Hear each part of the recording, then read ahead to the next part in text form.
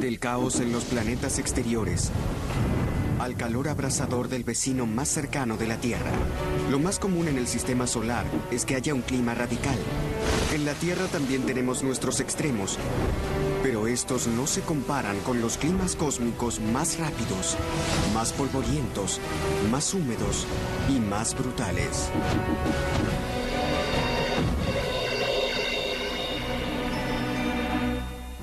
En la Tierra, el Sol dirige nuestro clima.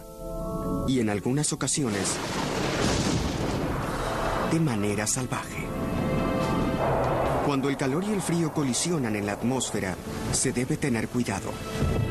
Esta es una verdad tanto local como global. Pero las tormentas de otros planetas son más grandes, más intensas y más extrañas que las de la Tierra. ¿Por qué? ¿Por el Sol? De no ser así, ¿qué alimenta su furia?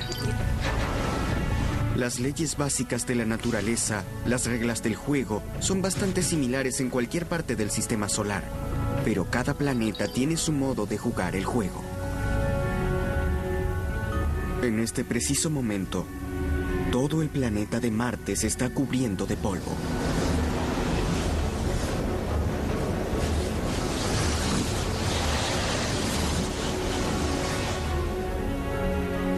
Esta tormenta global de polvo impide que el 99% de los rayos solares lleguen a la superficie del planeta. En realidad es un sistema de tormentas más pequeñas pero igualmente masivas que agitan el polvo y lo elevan hacia la atmósfera. Una vez que comienza este ciclo, pasan meses hasta que se aclara el cielo marciano. Marte tiene el clima más drástico del sistema solar. Es muy extraño que en el sistema solar haya un evento climático capaz de eliminar todo un planeta. Entonces, si las reglas básicas del calor y el frío son las mismas en Marte, ¿por qué el clima es tan distinto del de la Tierra? En principio, Marte tiene la mitad del tamaño que la Tierra. Está un 50% más lejos del Sol, por lo cual es mucho más frío. La temperatura promedio de Marte es de 60 grados Celsius bajo cero, es decir, unos 75 grados más frío que en la Tierra. Y la atmósfera es extremadamente delgada y está compuesta principalmente por dióxido de carbono. Pero tal vez la diferencia más importante sea la siguiente. Marte es un desierto global. ¿Cómo sería la Tierra sin agua? Bueno, creo que tendría mucho polvo. No hay agua líquida en la superficie de Marte y hay muy poca agua en la atmósfera, de modo que no hay nada que disminuya la cantidad de polvo. En la Tierra, las tormentas de polvo son localizadas y duran poco. La razón de esa diferencia de escala es que las tormentas generan un clima propio en Marte, mientras que en la Tierra están sujetas al clima que las rodea. En otras palabras, en la Tierra, el sistema climático global genera tormentas de polvo. En Marte, las tormentas crean un sistema climático global. Los astrónomos siempre pudieron observar sin dificultad con telescopios desde la Tierra grandes tormentas de polvo en Marte. Pero lo que no pueden ver es qué las causa. Para ello deberían viajar a Marte.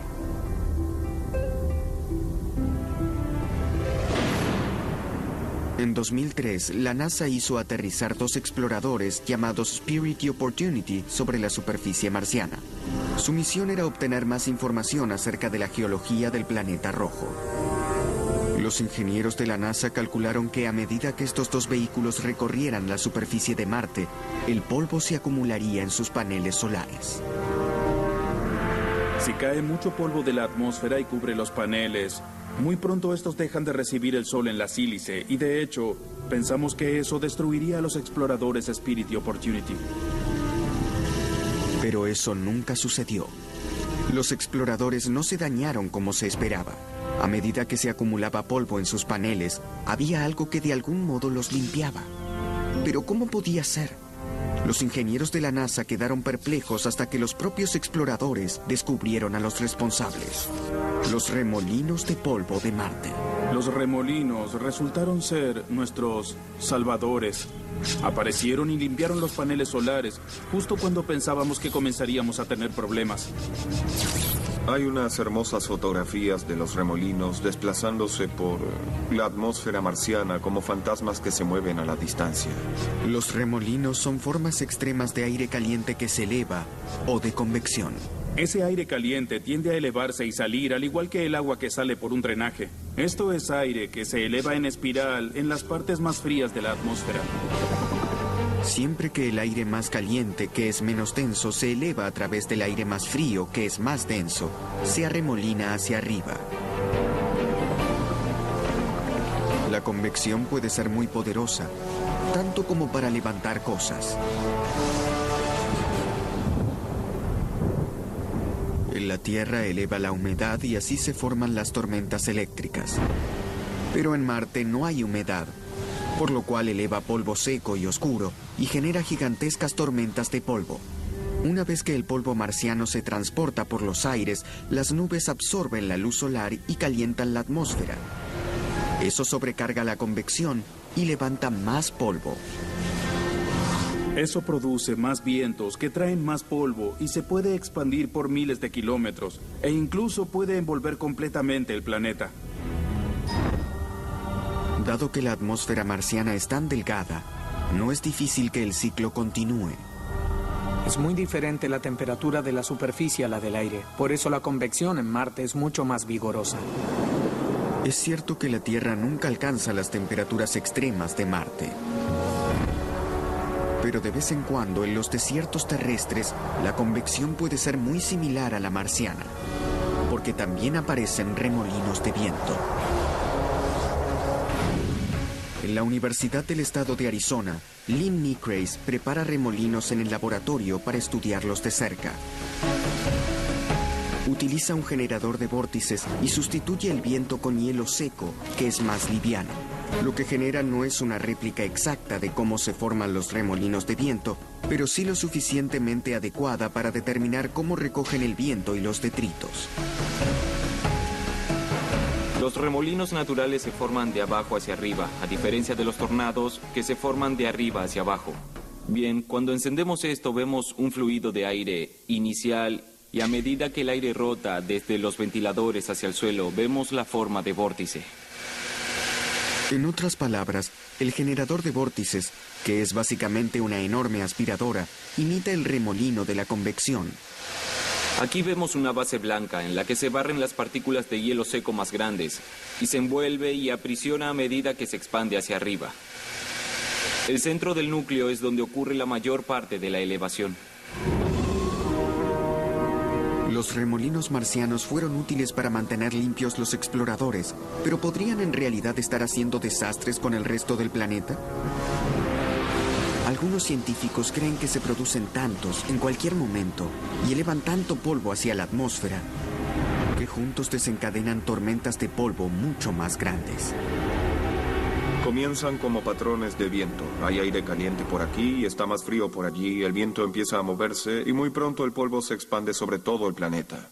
Obtuvimos mediciones que indicarían que hay hasta 8 remolinos por kilómetro cuadrado por día durante algunas partes del verano. Y pueden ir desde unos 50 metros de altura hasta remolinos que se elevan tanto como 10 u 11 kilómetros. Puede haber remolinos monstruosos y altísimos como nunca se verían en la Tierra. Los remolinos más grandes que se ven en Marte se parecen más a los tornados terrestres y alcanzan los 10 kilómetros de altura. Así que son sistemas monstruosos. Los remolinos de viento de la Tierra nunca tienen la fuerza para producir ese tipo de caos, por suerte para nosotros. Pero ¿qué le sucedería a la Tierra si la azotara una inmensa tormenta de polvo como las de Marte? Si tuviéramos tormentas de polvo como las de Marte en la Tierra, nuestras ciudades se verían cubiertas por una neblina anaranjada. La calidad del aire disminuye a medida que la tormenta avanza en remolinos. El polvo bloquea el sol, lo que imposibilita la fotosíntesis. No habría plantas ni comida y las temperaturas descenderían abruptamente. Hace 65 millones de años, un asteroide habría colisionado con la Tierra y producido esas mismas condiciones, acabando con los dinosaurios. Eso no sucederá en la Tierra porque la lluvia y la humedad se condensarán en las cortinas de polvo y las alejarán de la atmósfera, así que es muy difícil que algo así se expanda en las condiciones climáticas de la Tierra.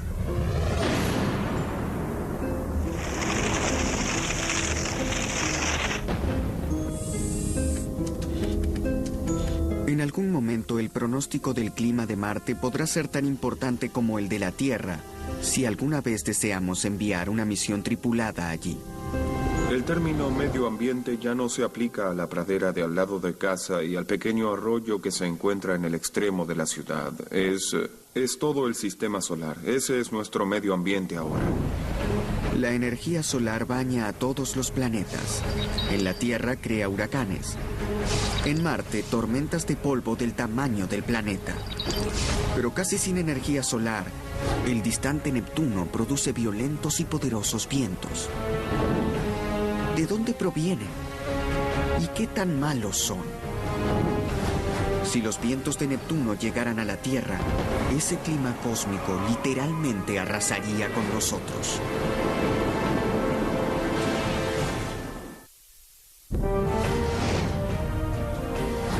La órbita de Neptuno se encuentra a 5.000 millones de kilómetros del Sol, en el límite exterior del sistema solar. Hay mucho que no sabemos acerca de este gran planeta azul. Las corrientes de viento de Neptuno vuelan a 2.500 kilómetros por hora en su atmósfera superior. Pero ¿cómo sucede esto? El Sol controla el clima en la Tierra y en Marte, pero apenas llega hasta aquí. La falta de luz solar implica que las temperaturas sean bajísimas, con un promedio de 235 grados Celsius bajo cero. Al no haber sol, tampoco hay calor. Entonces, ¿de dónde provienen esos vientos increíbles? Uno de los enigmas más interesantes es que cuanto más se aleja uno en el sistema solar, más lejos del Sol está, pero los vientos no disminuyen. Sigue habiendo vientos muy fuertes. La energía para los vientos de Neptuno debe provenir de algún lugar, y los científicos están trabajando para comprender de dónde. La energía de Neptuno no proviene de la radiación solar. De hecho, la energía que detectamos como calor en el infrarrojo y que proviene del planeta es 2,5 veces mayor que la energía que proviene del Sol. Así que el planeta genera su propio calor, no a partir de su núcleo que está compuesto por hielo y roca, sino debido a que alrededor de este centro de hielo hay un manto de amoníaco, metano y agua, encerrado por presiones enormes que genera toneladas de calor. Entonces, mientras Neptuno es glacial en su exterior, en el interior emite una gran cantidad de calor. Ese calor puede ayudar a producir los vientos de Neptuno, pero estos continúan siendo demasiado fuertes como para provenir solo del manto.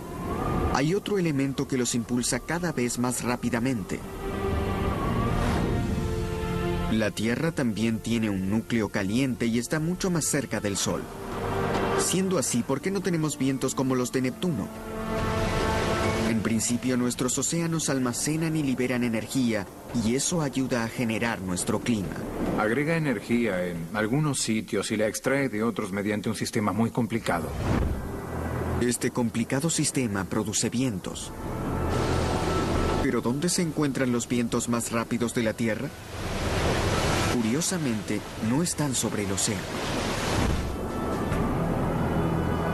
Por el contrario, soplan en la cima de una montaña de dimensiones modestas, el Monte Washington de Nueva Hampshire. Los vientos más fuertes que hayan observado los seres humanos se produjeron aquí en el Monte Washington a 370 kilómetros por hora, el 12 de abril de 1934. El Observatorio del Monte Washington, una institución científica privada sin fines de lucro, tiene la responsabilidad de registrar el tiempo y el clima sobre esta montaña de 1916 metros de altura. Esta estación climática remota, a la cual en invierno se puede llegar solo mediante un tractor para la nieve, lleva registros diarios desde hace 76 años. Es sin duda uno de los lugares más extremos del planeta. Durante el invierno hay vientos que exceden los 160 kilómetros por hora cada pocos días. No son ni remotamente tan poderosos como los de Neptuno, pero aún así son fuertes. Pero ¿por qué esta montaña, que tiene la quinta parte del tamaño del Everest, produce ráfagas tan intensas? Estamos en un sitio en el que convergen vientos de varias direcciones. Provienen del valle del río Ohio, descienden por el valle del río St. Lawrence, ascienden por la costa oriental y todos convergen en esta zona del monte Washington. El cambio de elevación desde el valle hasta la cima del monte Washington es muy significativo para cualquier cadena montañosa. Supera los 1200 metros, por lo que el aire se ve forzado a pasar sobre la cima de la montaña para escurrirse por allí y se acelera cuando se escurre por la cima. Lo miden a cada hora en punto, las 24 horas del día, los 7 días de la semana. Está soplando a más de 160 aquí y ahora.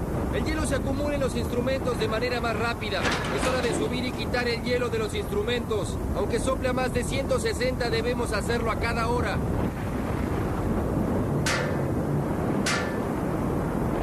Irónicamente, la superficie irregular de la Tierra, que canaliza los vientos y los transforma en poderosas ráfagas en el monte Washington, finalmente los termina deteniendo. Esa es la gran diferencia entre el clima de la Tierra y el de Neptuno. La Tierra tiene montañas que aminoran la velocidad de los vientos, mientras que Neptuno es liso como una bola de billar. No es tanto una cuestión de que se muevan con más fuerza, no es eso, sino que no hay nada que disminuya su velocidad. En síntesis, una vez que los vientos de Neptuno comienzan a soplar, no hay nada que se les interponga. Entonces, un viento como el de Neptuno, con una velocidad promedio de 1400 kilómetros por hora, ¿qué nos haría aquí en la Tierra? A veces en la Tierra tenemos vientos con nivel de huracán a una velocidad de unos 160 kilómetros por hora. Consideramos que son bastante peligrosos. Así que si tuviéramos vientos de Neptuno de 1500 kilómetros por hora en la Tierra, probablemente comenzarían a arrasar con lo que hay sobre la superficie. Arrancaría todo. El gigante Neptuno toma el viento y lo transforma en algo extremo y casi irreconocible.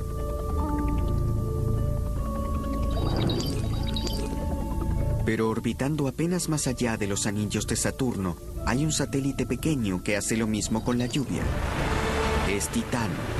Sus lluvias comunes y corrientes transformarían a la Tierra en una bola de fuego explosiva. Es un día nublado y se desata un aguacero moderado. Aquí en la Tierra, tomaríamos el paraguas y lo consideraríamos un inconveniente sin importancia. Pero esta no es la Tierra, ni se trata de un chaparrón común y corriente. Estamos en Titán, un pequeño satélite de Saturno. Y en este aguacero químico necesitaríamos más que un paraguas para protegernos. Indudablemente las reglas climáticas de la Tierra no se aplican aquí. Pero la Tierra y Titán son similares en varios aspectos. En la Tierra tenemos una superficie sólida, una atmósfera protectora y gran cantidad de agua. Todo eso hace posible la vida en nuestro planeta. En verdad no hay otro lugar como la Tierra en el sistema solar. Sin embargo, Titán se le parece. Al igual que la Tierra, tiene una superficie sólida. Y eso no es todo. Titán tiene una atmósfera que es, en general, muy similar a la de la Tierra. Es principalmente de nitrógeno, como la atmósfera terrestre, y rica en material orgánico, también como nuestra atmósfera. Pero similar no significa igual. Aquí en la Tierra, nuestra atmósfera cuenta con una enorme y permanente provisión de agua. Esta se evapora constantemente y se vuelve a acumular, como sucede aquí en la isla hawaiana de Kauai. Hoy estamos en las laderas del monte Waialeale, que es aquella montaña cubierta por nubes. Llueve más de 12 metros al año aquí. El ciclo del agua de la Tierra comienza cuando el aire cálido y húmedo del océano se eleva, formando las nubes que finalmente se condensarán en lluvia. La lluvia cae nuevamente sobre la Tierra y allí vuelve a drenarse hacia el océano para que el ciclo comience otra vez. Cuando el agua se evapora, absorbe la radiación solar. Cuando se condensa, despide toda esa energía hacia la atmósfera. Y esa transferencia de calor ayuda a moderar las condiciones en la Tierra. El agua terrestre almacena hasta el 80% del calor solar, con lo cual ayuda a mantener nuestras temperaturas constantes desde el ecuador hacia los polos. Los científicos especulan que Titán podría tener agua o algún otro líquido que produjera un efecto similar.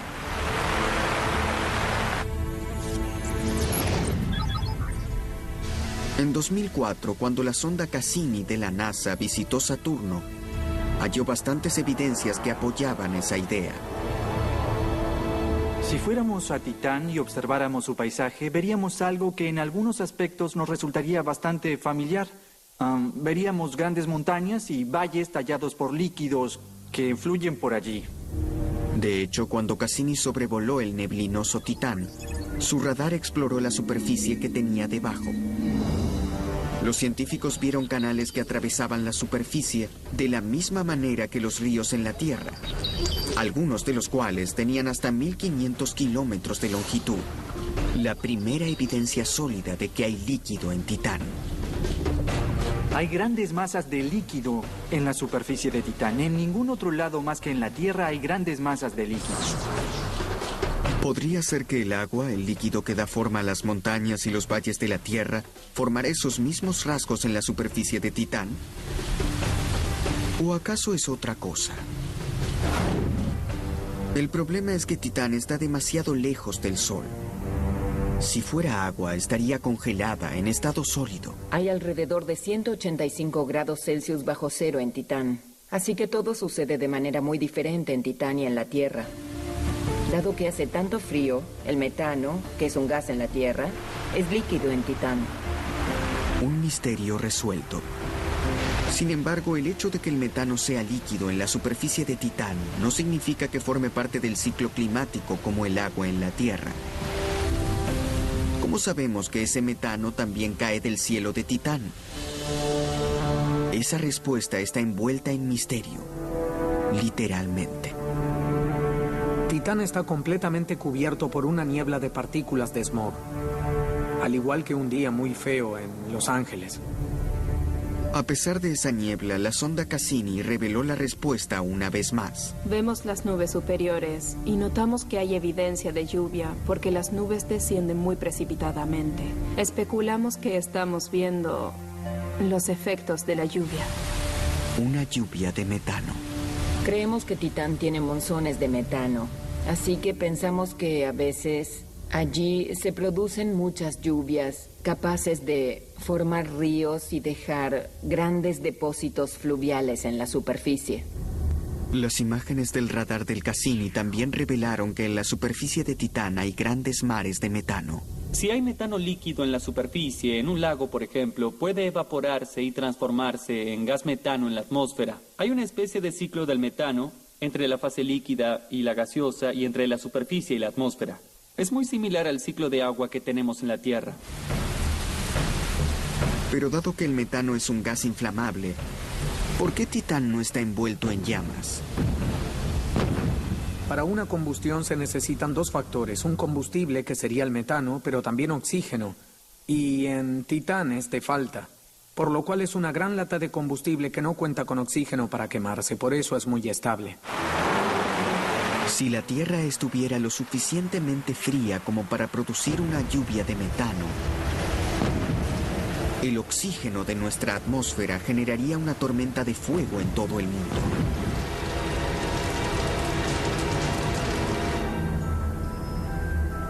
Afortunadamente, eso no puede suceder.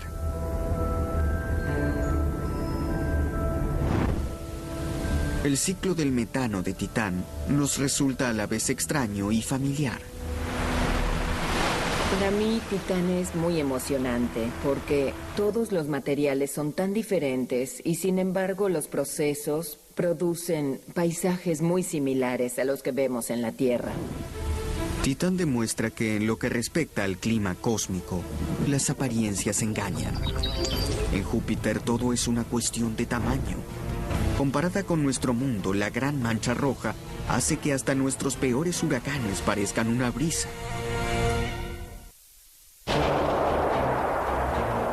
Esta es la tormenta más grande y antigua del sistema solar. Y la característica más famosa de Júpiter.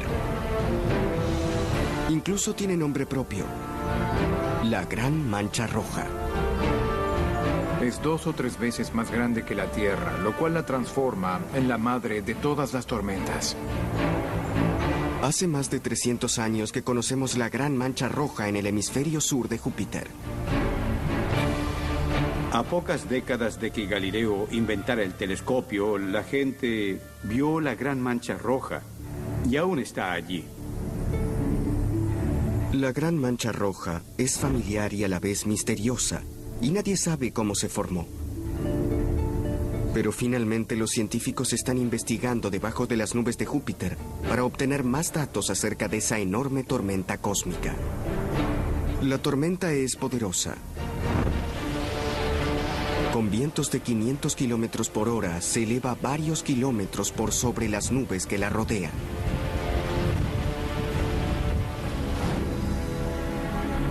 En la Tierra, tenemos tormentas que parecen similares, aunque son más pequeñas y ligeras.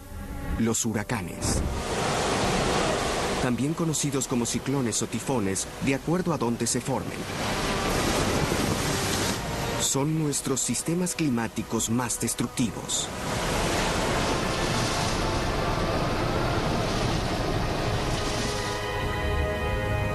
Pero ¿existe algo más que una similitud pasajera entre los ciclones terrestres y la mancha roja de Júpiter? Si miramos a la Tierra desde el espacio durante un huracán, veremos un patrón de remolino, algo circular que rota. Los enjambres de Júpiter son grandes, circulares, nebulosos y rotatorios. Pero hasta allí llega la similitud. En el huracán hay un núcleo interno llamado el ojo del ciclón tropical y es una región con vientos muy calmos y sin nubes, que generalmente tiene un tamaño de 10 a 20 kilómetros de diámetro. Además del ojo está la pared del ojo. Son regiones muy nebulosas con muchas lluvias. A medida que se avanza hacia afuera, hay una región de un par de cientos de kilómetros con vientos y lluvias muy fuertes. Los huracanes extraen su poder del calor de nuestros océanos. Pero Júpiter no tiene océanos. Y el Sol no está lo suficientemente cerca como para alimentar una tormenta tan grande como la Gran Mancha Roja. Entonces, ¿de dónde extrae su fuerza? Parte de la respuesta yace en el tamaño de Júpiter. Es el planeta más grande del sistema solar. Casi tan grande como todos los otros planetas juntos. Esa masa genera una fuerza gravitacional muy poderosa que a su vez produce un calor interno que se eleva hacia la superficie.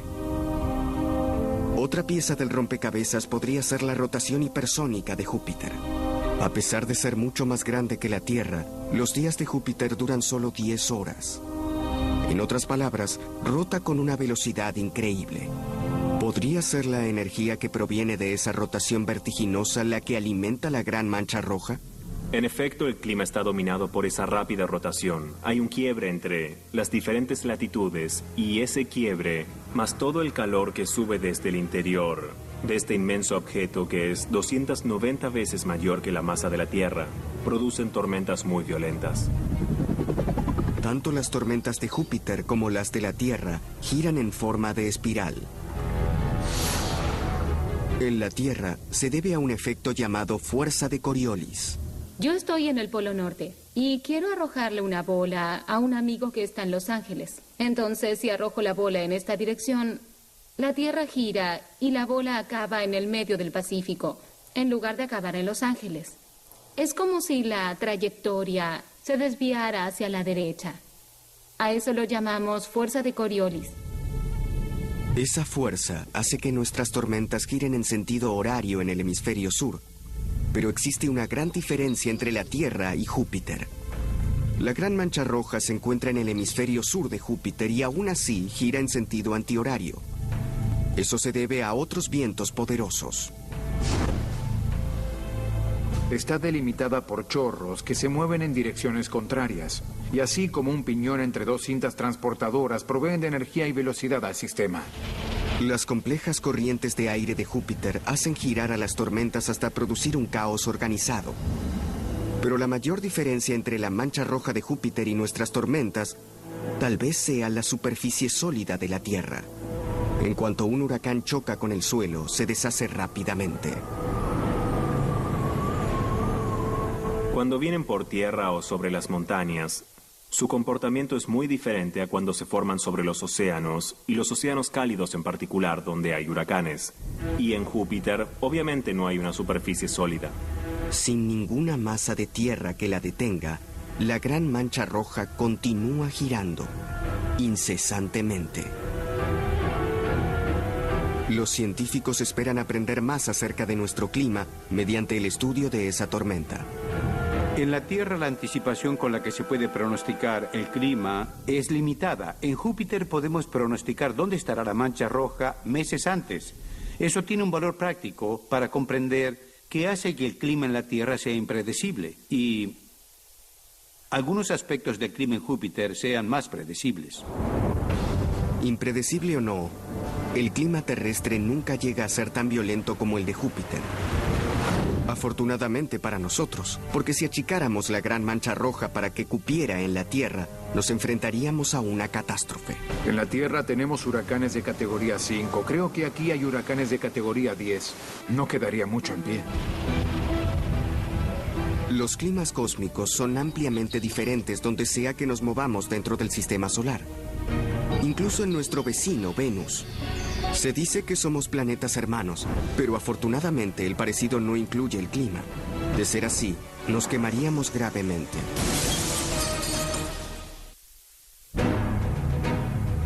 Aunque Venus sea nuestro vecino más cercano, de alguna manera su clima es radicalmente distinto del nuestro. El segundo planeta desde el Sol es una mezcla entre un vertedero de desperdicios tóxicos y el Valle de la Muerte, aunque peor aún. Es verdaderamente la definición planetaria del infierno. La temperatura es de 500 grados Celsius. La presión en la superficie es la misma que a 80 metros bajo el océano terrestre. Y por si eso fuera poco, la atmósfera superior de Venus está obstruida por nubes de ácido sulfúrico y vientos que alcanzan los 400 kilómetros por hora. Para obtener una comparación de Venus, lo mejor es meterse dentro del horno y encenderlo. En términos de presión, hablamos de sumergirnos en lo profundo del mar. No hay nada comparable en la Tierra. Es un objeto muy extremo. En Venus no hay forma de escapar del calor. Si se formara un punto caliente en Venus, la inmensa atmósfera tomaría ese calor y lo esparciría. Pero Venus brilla tan intensamente en el cielo nocturno debido a que sus densas nubes reflejan casi toda la luz solar que recibe. De hecho, algunos de los primeros científicos supusieron que Venus debía tener temperaturas moderadas como las de la Tierra. Cuando pasamos por Venus en 1962 con una nave, pensamos que hallaríamos una superficie a 32 grados Celsius como en Miami, Florida. Estábamos completamente equivocados. Algo más debe suceder en Venus. ¿Pero qué? ¿Por qué Venus no se enfría de la misma manera que la Tierra? En la Tierra, por ejemplo, la luz solar choca contra la superficie terrestre. Y la Tierra se calienta un poco, pero el oxígeno y el nitrógeno de la atmósfera no bloquean la luz. De modo que, cuando se ve despedida hacia el infrarrojo, atraviesa la atmósfera y parte hacia el espacio. Pero en Venus, la atmósfera tiene un 97% de dióxido de carbono, lo cual le da un significado completamente nuevo al efecto invernadero. Se le hace muy difícil a la atmósfera liberar la energía. Venus nos dio una elección. Si hay un gas que la recubre, un gas invernadero, la atmósfera se puede calentar mucho. ¿Pero por qué Venus tiene tanto más dióxido de carbono en su atmósfera que la Tierra? Los dos tienen mucho en común. Hasta se los llama planetas hermanos.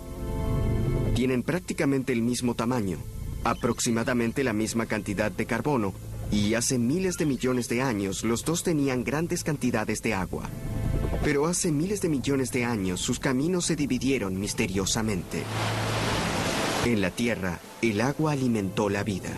La Tierra tiene la mayor parte de su carbono en forma de vida, en los árboles, en los animales, pero si tomáramos todo el carbono que hay en las rocas de la superficie y lo quemáramos o liberáramos, podríamos crear una atmósfera muy similar a la de Venus. La proximidad con el Sol calentó demasiado a Venus como para preservar el agua líquida. En lugar de eso, el agua se evaporó hacia la atmósfera y así retuvo el calor depositado por el Sol, generando un efecto invernadero desmedido. Al llegar a la atmósfera, las moléculas de agua se vieron expuestas a los rayos ultravioletas, con lo cual acabaron por separarse. La comunidad científica no reconocía cuán importante era el efecto invernadero antes de pasar por Venus y observar ese lugar increíble con 500 grados Celsius, no 30. Fueron necesarias varias misiones fallidas a Venus para comprenderlo. Comenzaron en la década de 1960 cuando Estados Unidos y la Unión Soviética enviaron sondas sin nombre para que pasaran por el planeta y descendieran en su superficie. En poco tiempo, Venus las aplastó y las quemó. Luego, en 1981, la sonda soviética Venera 13 marcó un récord al sobrevivir en la superficie de Venus 2 horas y 7 minutos. Pudo capturar imágenes y muestras antes de sucumbir al calor. Estás allí con 500 grados Celsius de calor alrededor. Luego el calor ingresará y te quemará vivo. Los científicos esperan poder enviar algún día a Venus una sonda capaz de sobrevivir en ese ambiente infernal, para que nos ayude a confirmar la teoría de cómo se descarrió ese planeta. Porque si las circunstancias fueran solo un poco diferentes, nuestro planeta hermano podría ser nuestro gemelo. Si quitáramos nuestro escudo atmosférico, estaríamos en el camino al infierno. Tan pronto como llegásemos a los 200 grados, comenzaría a aparecer un humo ardiente. Y si pasáramos los 500 grados, la Tierra estallaría en llamas por todo el oxígeno que hay alrededor. En cuanto se evaporaran los océanos, el carbono contenido en las rocas del lecho oceánico se cocinaría y en millones de años volvería a ingresar en la atmósfera. Quizás si regresáramos a la Tierra luego de que eso sucediera, encontraríamos un planeta similar a Venus. Estamos muy lejos de un cambio tan drástico, pero es aleccionador observar al planeta hermano de la Tierra cuando ese planeta tomó un curso tan diferente del nuestro. Las fuerzas cósmicas transformaron a Venus en un horno planetario.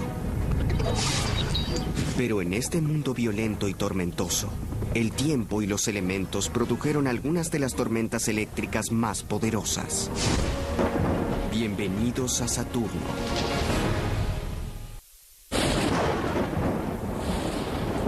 Los relámpagos atraviesan el cielo. Este sistema climático violento alcanza un tamaño mayor que el de todo Estados Unidos a medida que azota la atmósfera con los relámpagos más poderosos. Sin embargo, esos rayos no se pueden ver, porque estos rayos electrifican los cielos de Saturno. A pesar de la fuerza bruta de los rayos de Saturno, los científicos no pueden verlos, en parte debido a que los anillos de Saturno son demasiado brillantes. Los anillos son tan brillantes que si uno estuviera en la noche de Saturno, sería mucho más brillante que la Tierra con luna llena. Pero Saturno también oculta sus relámpagos detrás de unas nubes de amoníaco densas y obstructoras. Probablemente los relámpagos estén a cientos de kilómetros debajo de ellas. Eso hace que sea complicado alcanzar a verlos. Pero los relámpagos están allí, y los científicos lo saben, porque los oyeron. Los detectores de ondas de radio del orbitador Cassini grabaron el sonido de los relámpagos de Saturno. Pudimos oír la estática de los relámpagos, igual que cómo se podría oír una radio yendo por una autopista aquí en la Tierra.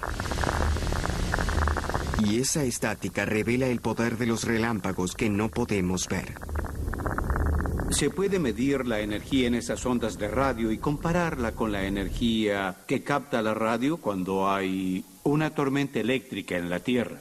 Y las de Saturno son grandes, son más poderosas, tal vez 100 veces más. Los relámpagos terrestres pueden ayudar a los científicos a comprender cómo se comportan las tormentas en Saturno. Dentro de las nubes de tormenta terrestres, al igual que en las de Saturno, las corrientes ascendentes conducen la humedad hacia arriba, lo cual origina formas de hielo. Esos cristales de hielo se frotan unos con otros, adquieren una carga positiva y se ven atraídos hacia las gotas de agua que se encuentran más abajo, en la nube. Esto prepara el escenario para una poderosa descarga de energía potencial. Una vez que aparece esa separación de carga, aumenta tan intensamente que algunos especulan que puede alcanzar los 100 millones de voltios, y entonces la nube debe liberar esa energía. En Saturno sucede lo mismo en una escala mucho mayor. De hecho, los relámpagos son 100 veces más poderosos que en la Tierra. Sorprendentemente alcanzan los 10.000 millones de voltios de electricidad. Las tormentas eléctricas del hemisferio sur de Saturno abarcan miles de kilómetros y pueden durar hasta un mes. Pero los científicos no están seguros de qué hace que las tormentas de Saturno sean más grandes y duraderas. Podría deberse a la atmósfera sobresaturada de Saturno. Probablemente el hecho de que haya más agua relativamente en la atmósfera de Saturno hace que las tormentas sean más grandes. Mayor cantidad de pequeñas gotas de agua significa mayor fricción, lo cual se traduce en la presencia de rayos más grandes. Pero la energía que emerge del planeta también puede contribuir al poder de las tormentas eléctricas. Resulta que los rayos de Saturno se concentran en una zona en la que los vientos soplan más lentamente. Si se desciende en la atmósfera, se verán los mismos vientos que en la parte superior. Es un lugar en el que la energía que se libera bien abajo puede alcanzar la atmósfera superior sin separarse y permite que las tormentas estén organizadas. La atmósfera terrestre no está compuesta de ese modo. Por ello, por más violentas que se vuelvan nuestras tormentas, no son nada en comparación con los sistemas de Saturno. Hasta la megatormenta más común de Saturno nos devastaría en nuestro planeta. Una tormenta del tamaño de las de Saturno en la Tierra crecería hasta cubrir toda Norteamérica y probablemente tendría lluvias y vientos muy fuertes. Eso es algo sin precedentes en la Tierra. Las tormentas eléctricas hiperviolentas de Saturno son prueba de que nuestros vecinos planetarios tienen climas mucho más feroces que el nuestro. Pero las leyes de la física que generan las tormentas de Saturno son las mismas que originan nuestro propio clima. Tormentas de polvo masivas, vientos implacables, relámpagos mortíferos, huracanes poderosos y calor abrasador. Cuanto más aprendemos acerca del clima extremo en otros mundos, más conocimiento tenemos sobre cómo se comporta nuestro planeta impredecible y sobre qué encontraremos cuando nos aventuremos, si llegamos a hacerlo, hacia otros planetas, haciendo frente a sus climas cósmicos. Doblado al español en Civisa Media.